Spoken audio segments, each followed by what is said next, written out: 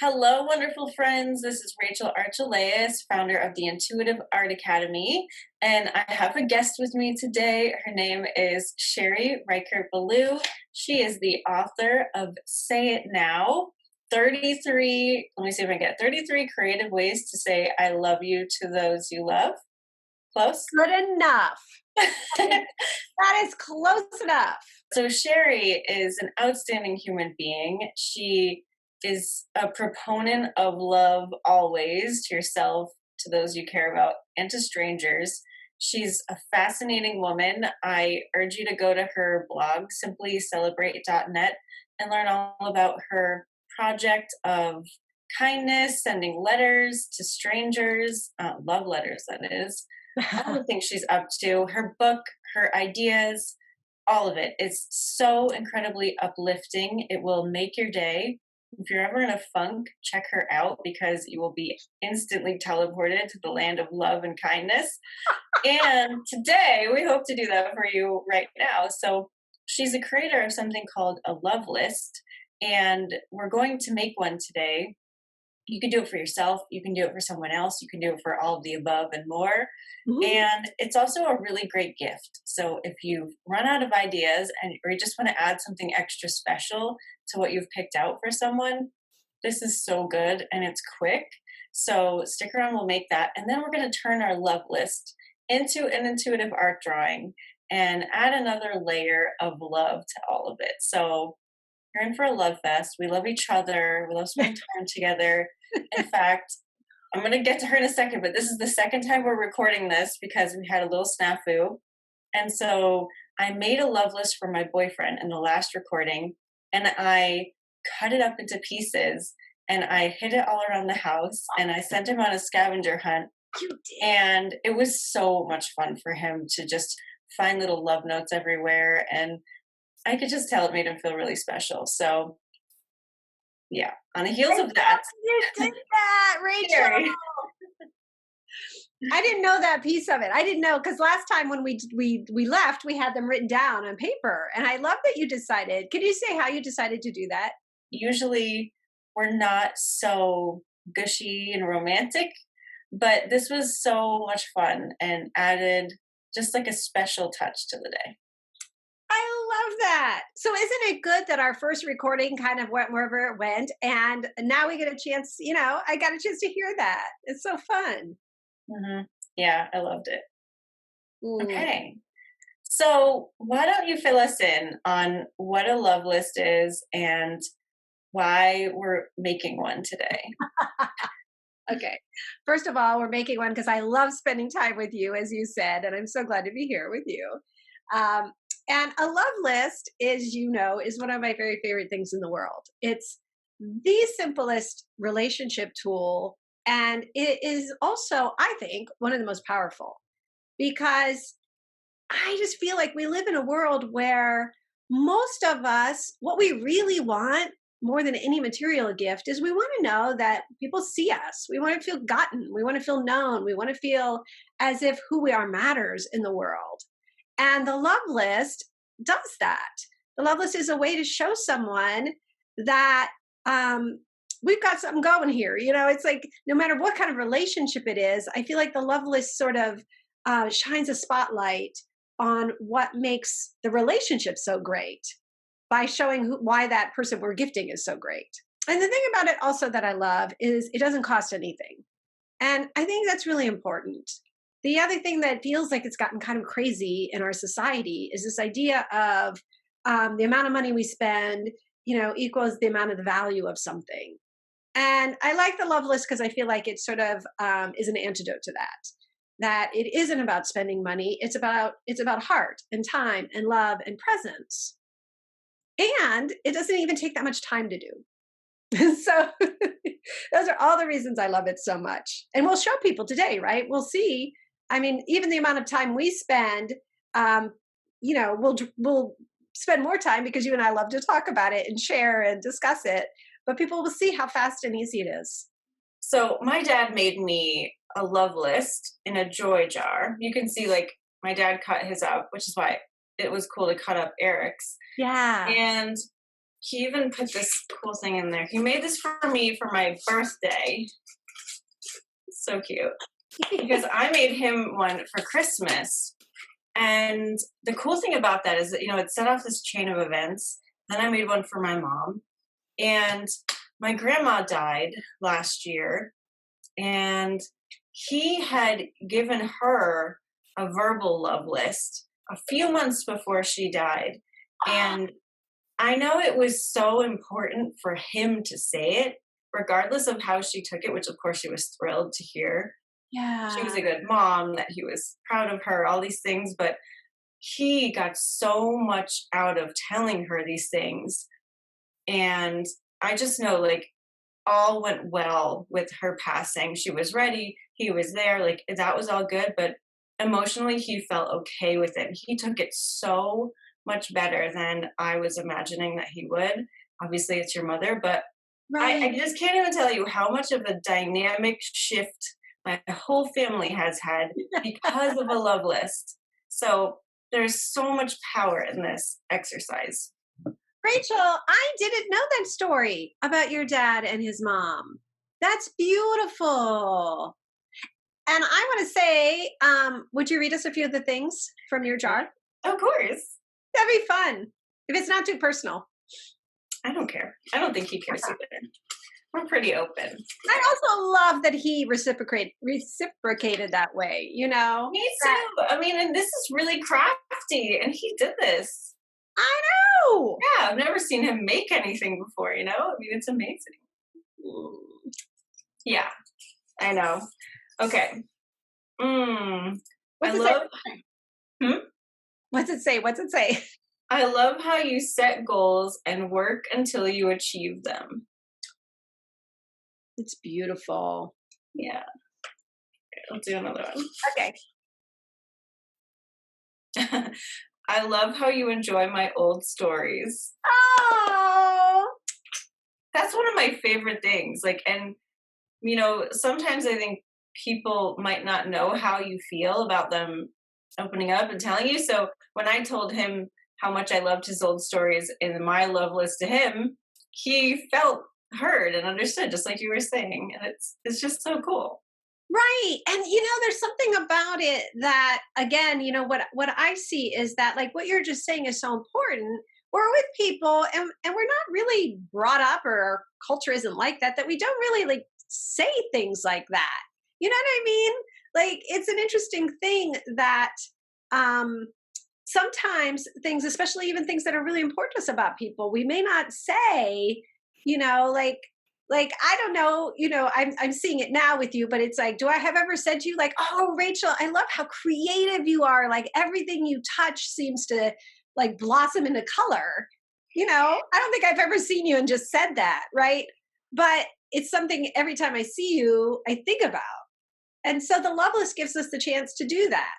And probably the reason that came up is because when we recorded this the first time, I decided to make the love list about you, and that came out. Yeah, it's true.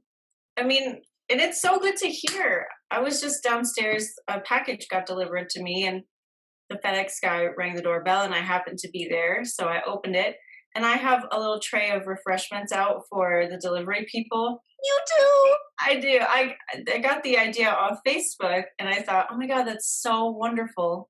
And many people now have said, I really appreciate that. Thank you so much for the snacks. And it's just that simple little back and forth of appreciation is so nice.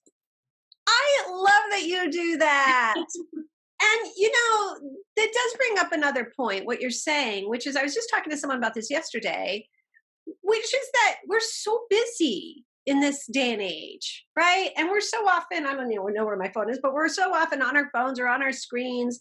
And that kind of real connection, it means so much. Like what you were just saying about the delivery person or anybody in our life, when we pause to really see each other. Like, Mhm. like not just like, oh yeah, I know Rachel, but to really see each other. Yeah. And that's the thing I think the love list overcomes. It's like sometimes when you're in the moment with someone and you're getting a story from them, they're not sure if you're just being polite and listening or like nodding your head. So when you make a point to actually say it at a different time, they can really take that in as, oh, wow, they really appreciated that. Yes. Yeah. Yes. And that's just, I don't know. I can't get I'm so in love with this, Sherry. I love it so much. I'm so glad we're sharing it with my people. Should we launch in? Yeah, let's go for it. So you're gonna bring us through some prompts so that we can like work off of that idea as we're writing. Absolutely. So let's just give people a moment if they don't have a piece of paper and a pen. This will be a great time to go grab one. I'm going to get mine because I'm going to play along. And you are too, right? Hmm. As I drink my gigantic water. I love that. I know. So, yeah. So, again, basically, the love list is very simple. So I always start out by saying there's no right, wrong way to do it. Whatever you do is fine.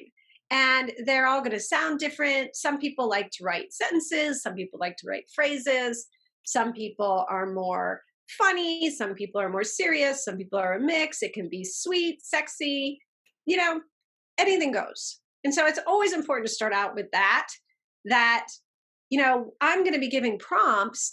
And when I give a prompt, maybe something totally different will drop in your head. And that's fine. It doesn't matter. All we're trying to do is just get your system kind of really connected to that other person so that your brain and life and your memory can all assist in just reminding you of things.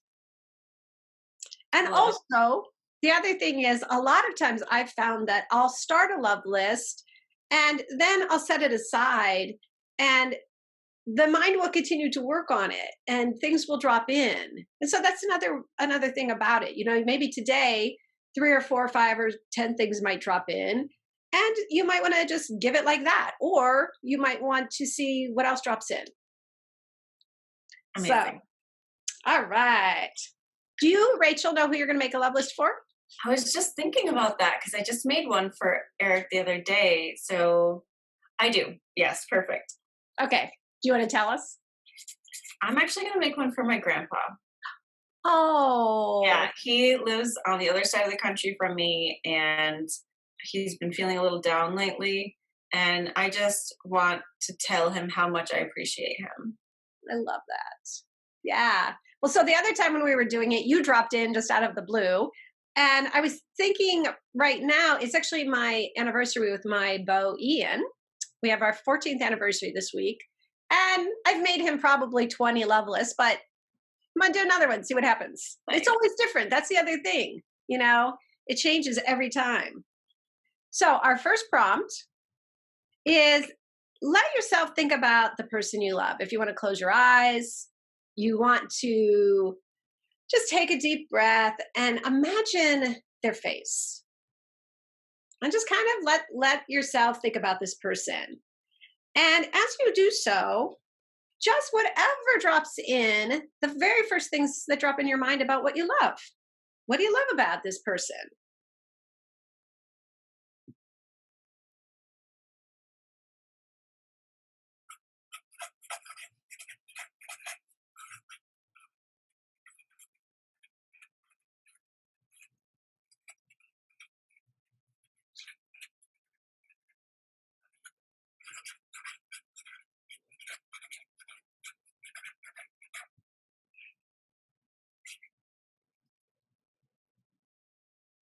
Rachel, do you want to share 1 or 2 things that maybe dropped in about your grandpa? Yes, and it's actually so wonderful. So I'm sending him a box of cookies.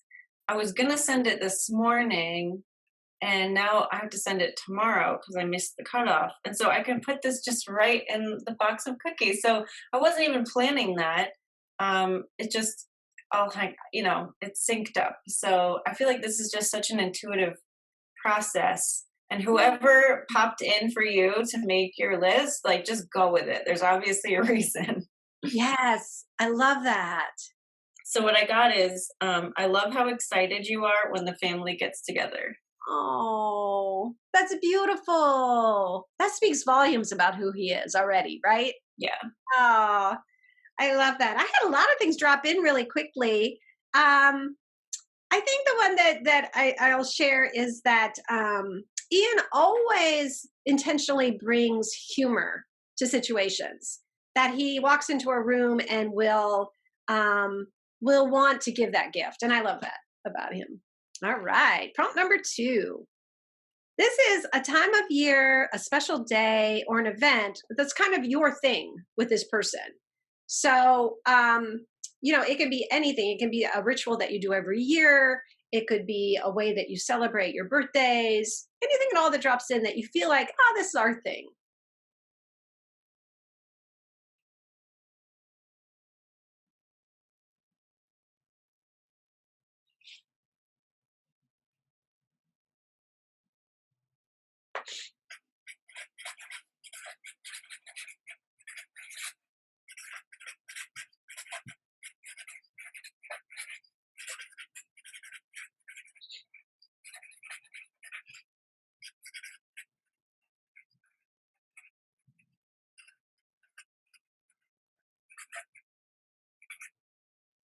I love the sound of your marker. I know, that's why I unmuted again. It's very expressive.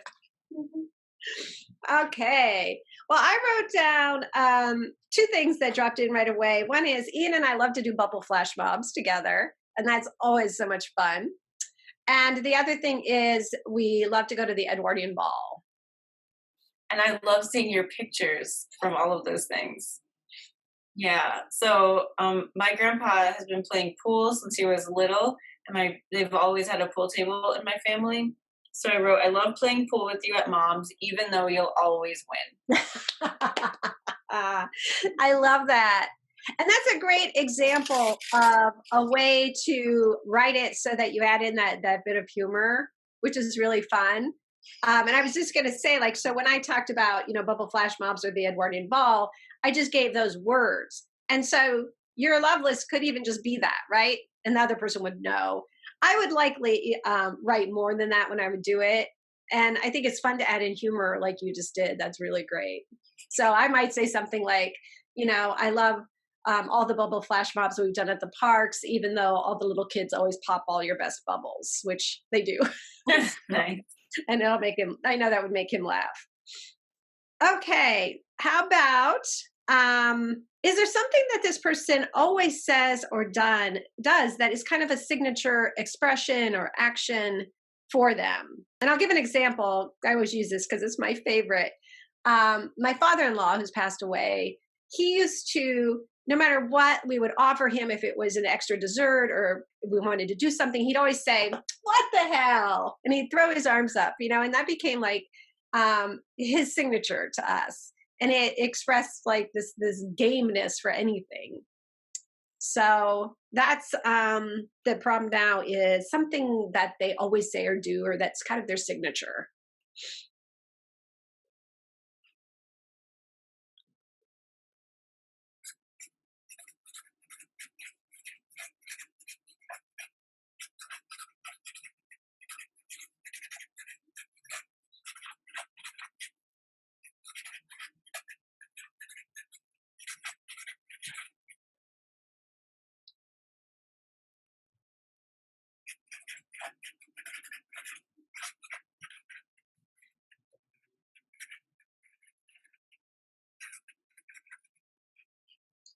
What'd you write? What'd you write? So here's a case where I have no idea what that would be. I tried to think of it, but actually bowling came into my head. So I wrote, thank you for teaching me to bowl the right way. I got my first strike that day.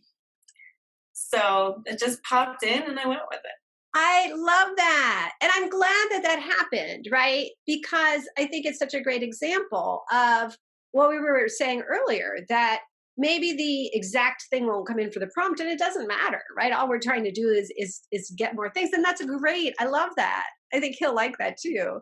Yeah, he will. Yeah. For mine, I wrote, Ian always acts like we'll be talking about something that happened and he'll always say, what else is like that? Because he loves to connect dots to other things and he loves to brainstorm. And so that he'll laugh at that too, because I always, point it out like, what else is like that? So That's so cute. It's great. Okay, so this next one is another one where I don't want people to think there's a right answer or to fret about it, but it's one that we get to use our imagination and creativity a little bit, which is to come up with a metaphor. And it could be something that just drops in your mind about this person, like an image drops in and you write a metaphor somehow with that. It could be it's something that you actually think like, oh yeah, my grandpa always, has that hat on, so I'm going to make a metaphor about a hat. Let's try it out and we'll see. We could talk about it after. Okay. A metaphor of something you love about this person.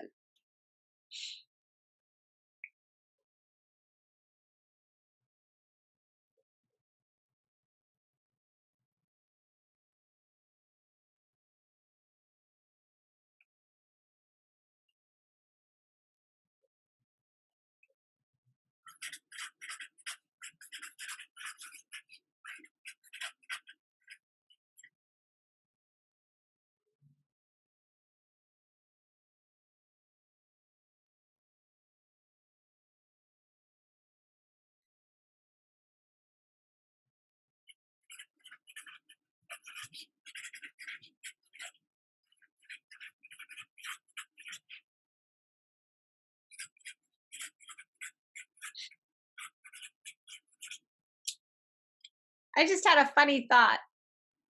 I was like, I hope this recording gets lost too, because this is so much fun. I hope Rachel and I have to get together 44 times to make love lists together. It's so much fun. It really, I mean, you can't beat it. Like when you're focused on love, you feel love. So even though we're directing this to other people, we get the benefit of feeling love in the moment. And so of course we're gonna want to do this forever. I know. And it's the thing is, and I encourage people actually to do this with friends. Sometimes I'll do it with groups of people. And the thing is, like, I'm learning so much about you by learning about why you love your grandpa. It's so beautiful. What did you come up with a metaphor? I didn't, but a little bit. So my grandpa has always traveled, and I've always been fascinated by his stories, and it's something we really like talking about. So at first I thought, well, I could come up with a metaphor about traveling, and I thought like hearing his stories is like sipping a nice tea, but it felt a little forced. So I just wrote, your travel stories inspire me to see more of our country. Oh, but I like where that took you, right? Yeah.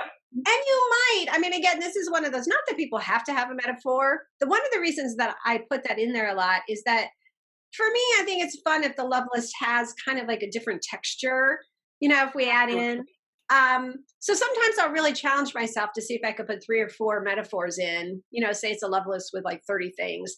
Not necessary, of course, but it's also something that can challenge us.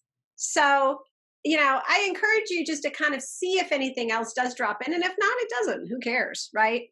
Yeah. Do you want to give us an example? Yeah, well, what dropped in for me, and it was interesting, and this was the process. So I always trust my intuition. I mean, you and I were talking about this before, how much the love list is very intuitive too. And I just went to write, and the first thing that came to mind was dancing with Ian. He's a really great dancer, and I wrote, you're like a dashing Fred Astaire, even when I'm all left feet on the dance floor, which is true because he's very natural in his body. And I didn't dance until I was in my 40s because I always felt so awkward. And it's a big, big thing for me that we dance together. And so he'll understand what this means too, that it's a much bigger compliment, that he accepts my my lack of confidence very, very well. So That's yeah. beautiful. Yeah. That's fun. And I've never written that. I mean, this is the thing, I've made him so many love lists, and that's never come out in that way. I may have said, something else about dancing, but it's different. And we never get tired of hearing these things. Okay, so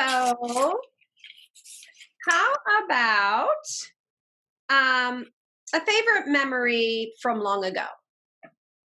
And you're doing something, about your grandpa. So you guys probably have quite a history. Ian and I have 14 years of a history. Even if it's someone that you're making a love list for that you've only known a year, go back to one of the very first memories and do that. Like how you met, for instance, is always a really fun one.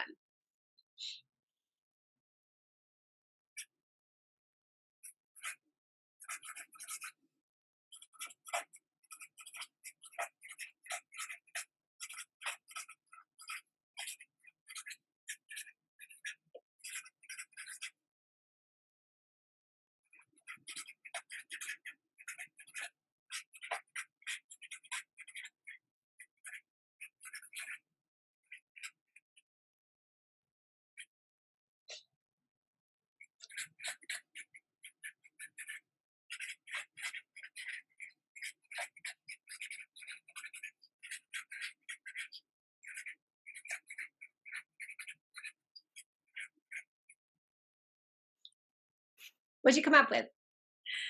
Um, I loved going to your house as a kid and searching for frogs in the pool. Your little houses for them were awesome too. What little houses? So he was really into allowing the frogs to just live in the pool if they wanted to. And so he used to get these little frog houses. I don't know if the frogs use them or not, but he just had them in front of the pool, and it was so fun as a kid. That is a wonderful memory. Did that just Yeah. pop in or did you have to search for it? No, that just popped in. Yeah. Isn't it interesting how that happens? It's one of the things that fascinates me. It's like our whole bodies kind of get behind this, and I don't know. This is sort of magical to me. Definitely. Yeah, so for me what dropped in was 14 years ago, right around this time, our very first date. And I said, I loved our very first date when we kissed on the pier and then we stayed up all night to watch the sunrise. It was very romantic. That's a great first date. It was really great. It was great. Yeah. Okay. Should we do one more? Sure. Okay. So, most people really enjoy humor.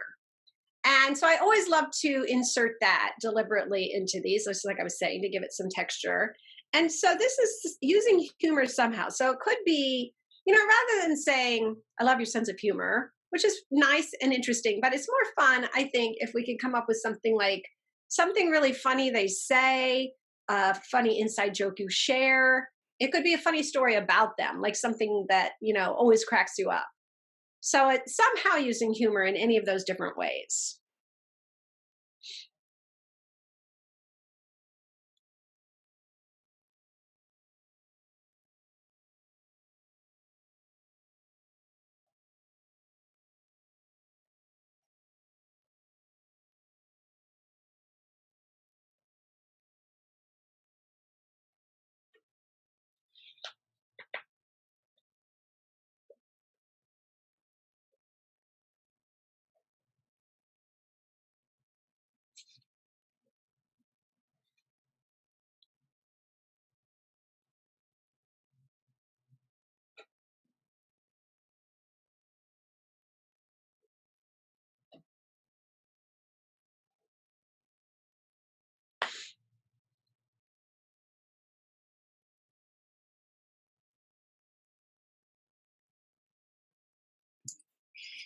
How'd that go?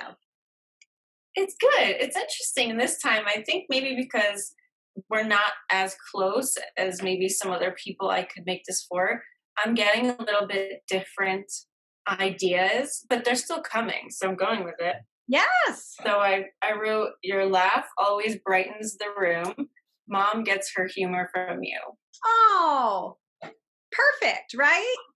Yeah, and I'm kind of glad in a way that you're having a different experience because I think it's always going to be different, right? I happen to be making one for someone that I know very intimately, and so it's a very different experience than sometimes I do challenge myself to make them for someone I've just met or I barely know, and then it's very different. It's a very different experience. But that's a great. I love that. Um, I wrote that, and I'll probably have to explain it, but I wrote, I love that when we fight, Nigel and Lily show up to save the day. And what that is that when Ian and I get into fights, sometimes we've learned that we'll take on these other identities. So I'll maybe text him and say, like, oh, I'm sorry, Sherry can't come, but Lily will meet you there, and he'll do the same thing so that instead of bringing all the, that bad stuff with us, we get to just show up as new people. So I love that. That's so cute. it's a great relationship thing. It really Mhm. is. It's been an amazing, it is a lifesaver for us a lot of times because you can just set everything aside and just, Nigel and Lily have their own personalities. So, well, I loved that. And I just want to say that I have tons more prompts on my website and in the book. There are tons of prompts. Also, I always tell people that if you have photographs of the person that you're making this for, that can spark a lot of things. Because you could use it as in like, I love the memory of the time we da da da. I love remembering da da da. I love how long ago you da da da. So you could intersperse some memories and again, just to really trust the process.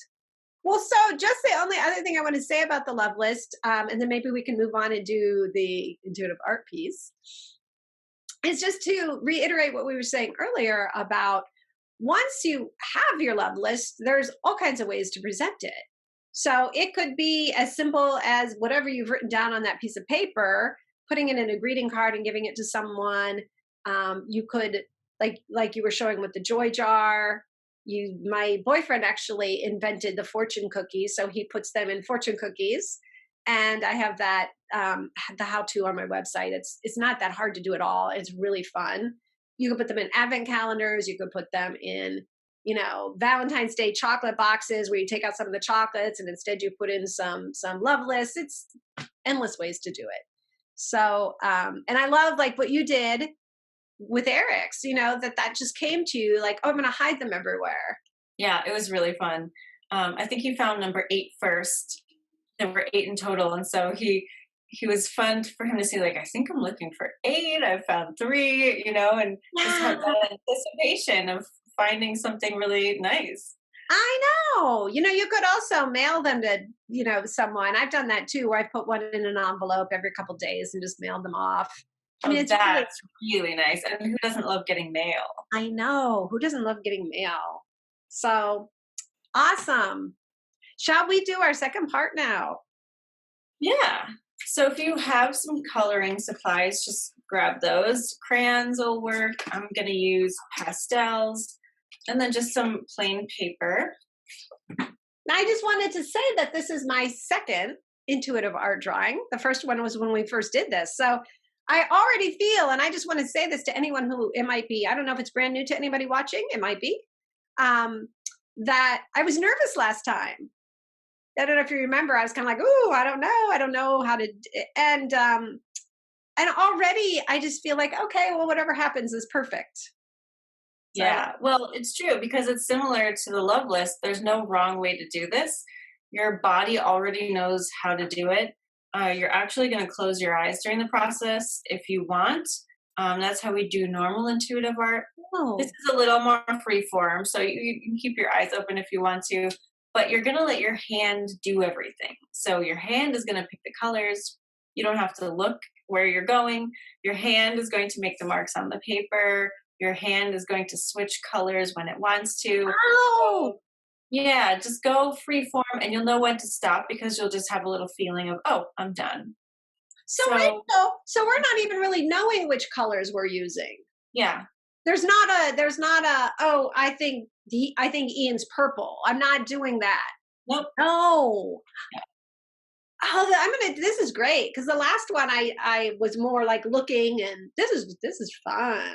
Yeah, and if you've done our method, you can use your color sheet when you're done to decode it if you want to. But what we're using as our intention is we're just putting the sentiment and the love from the list into the drawing. So we're just translating it from words into a picture. Great. Okay. All right. see what It's happens. probably gonna be pretty quick, 30, 60 seconds. So if you Okay. wanna just go for it, go for it. And it's your first time. You can go to intuitiveartclass.com when you're done and just go fill out your color sheet and take a look. Yay! Okay.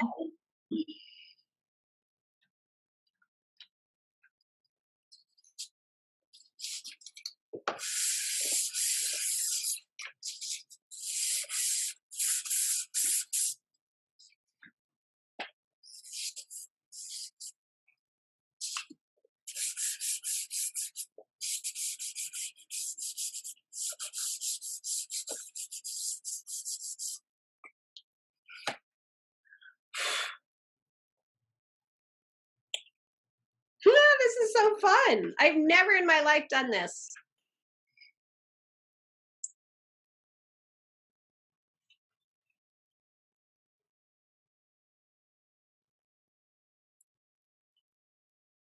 Do you wanna show me? Yeah. I had no idea what was going to come. Can you see that? Yeah. I love the colors that got chosen. Ian's very water. He's a water lover. And all the colors that kind of came out were blues and greens and like yellow, like water. You even have like a watery kind of wave type thing. I know. And he loves trees. And this kind of reminds me of a tree. He loves to climb Yeah. trees. That's awesome. And I bet if you decode your color sheet at a different time, it'll match up with how you feel about him. Really? I'm going to do that. Yeah, mine's interesting. So obviously, I know my color meanings. And the first color that I picked was my love color. So in the whole background, you'll see this like peachy color, Wow. my love color. And then there's like a strategy kind of mental color, and he's very, I don't know, he's really smart. And so that totally makes sense for him.